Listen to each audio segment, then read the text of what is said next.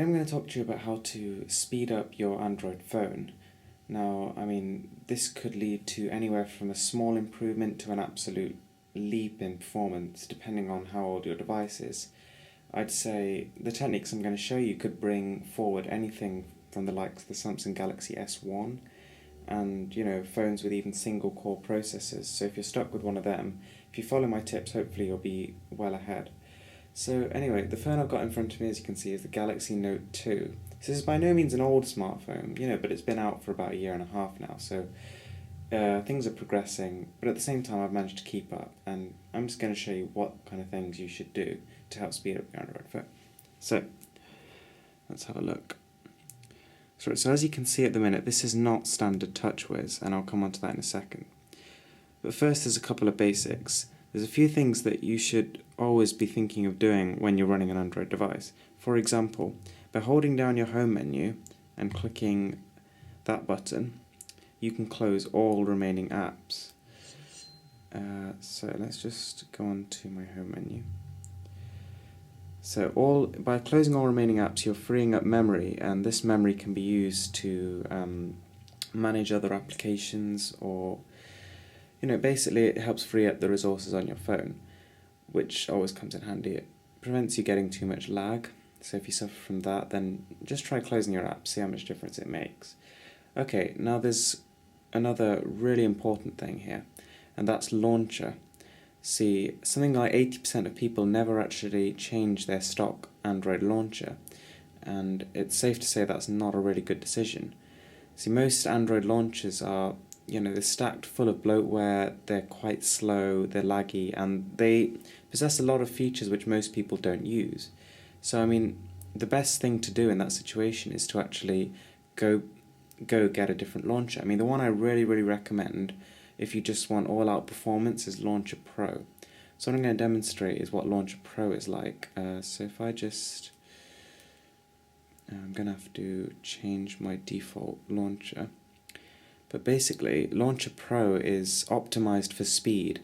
It's the kind of launcher you download if you've got a fairly old phone and all you want is just the fastest and smoothest experience you can get. So, a phone like mine, the Galaxy Note 2, can cope fairly well even on more demanding launchers, but for older handsets, Launcher Pro really is what you want to use. So let's just have a look at the interface. So as you can see, it's a very nice clean interface, and you can just see how quick it is. It's almost instantaneous, and everything's very smooth. So, not only can you actually use launchers to speed up your phone, but they can also change the experience quite drastically. For example, you can change your app drawer to scroll sideways, to scroll vertically. You can even make it a 3D app drawer. There's a lot of customization. To be honest, Launcher Pro is one of the more limited launchers in terms of sort of customization. So I'd like to show you here one called Buzz Launcher. Now Buzz Launcher is a bit more sort of fluffy around the edges. It's not focused on performance, but it's the kind of launcher you can have a lot of fun with. So this launcher, you can download huge themes, quite large files, but they can drastically change the way your phone looks and works. Even more so than something like Launcher Pro. They can make your app drawer go to the top. They can make you, click on a widget to open up certain apps and that kind of thing. So there's a lot of customization here. And as you can see, this looks like nothing like stock Android. So you can have some fun with that. Right, now the second thing that you really must do is root your phone. So rooting your phone not only allows you to get rid of bloatware, so it allows you to uninstall all the sort of pre-installed software on your device, which is a godsend because there's so much of it, and a lot of it runs in the background, further sort of taking up your phone's memory. So getting rid of it's going to be a real sort of relief on your phone's resources. So root will also allow you to do some pretty cool things, like being able to move your apps to the SD card, which you can't do normally, and also like being able to block ads on free apps. So that's also a very cool feature, and you can sort of Google it if you want to know how to do that. But again, root is required. And one of the absolute, essential things that you need to do to speed up a phone is install a custom ROM. Now this can be quite off-putting to some people as it's seen as a very complex thing to do, but actually once you sort of break it down, it's actually very simple. And the first step to installing any custom ROM is downloading a root. And once you've rooted your phone, then custom ROMs are actually very straightforward. You just need to sort of search it, follow a guide, and install one. So at the minute on my phone I've got CyanogenMod installed. Now CyanogenMod's probably the most common custom ROM on the market, and it's obviously they're all free, but it gives you a massive boost to your performance. Now what this also allows you to do, which is another thing I recommend you do, is overclock your phone. Now overclocking your phone actually allows it to run faster than its normal rate. So as you can see, for example, currently my phone is running at 1200 megahertz. So what I'm going to do is I'm going to go on quadrant benchmark and see how my phone performs at this speed. And once this test is finished, I will then overclock it to 1600 megahertz and see whether or not that makes any difference. And I mean, you've probably guessed it does make a difference, and I mean, I'm just showing you to prove my point, is that overclocking a phone can help it get past the fact that it maybe lacks cores. I mean, overclocking, say, a 1 gigahertz smartphone to 1.2, that's giving it 20% more power. That's giving it, a lot more room to be able to process more information. So, I mean, it's worth a try. Obviously, I mean, you should go up in slow increments and, be careful with it, obviously, because you don't want to fry your chip. But at the same time, it can provide a useful boost. So let's have a look at the quadrant benchmark.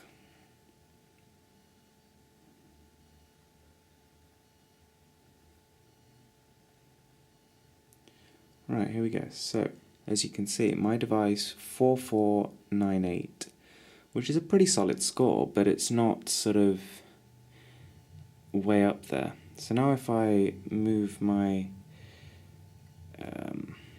clock to 1600, redo the benchmark, let's see what happens. So I'll just let that run now. And so as you can see, I mean, these sort of tips that I've given you, they are vital in helping to improve the performance of your phone. And I mean, without realizing it, as you install more and more apps, your phone gets clogged up and it does slow down over time. You probably haven't noticed it because it's been gradual, but your phone is almost definitely slower than when you started. So I mean, installing a custom ROM not only helps to actually speed things up, but it allows you to get rid of all that extra stuff which you really don't need.